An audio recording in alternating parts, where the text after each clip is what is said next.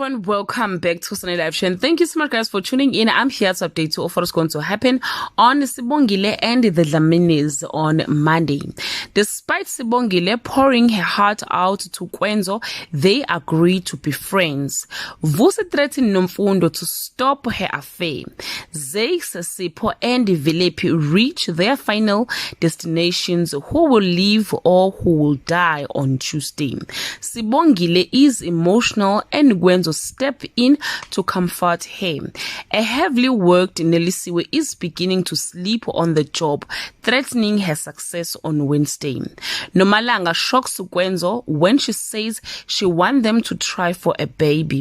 Nelisiwe is almost caught out by an eager Mkhize who interrogates her about the huge load of clothes coming in and out of the Dlaminis.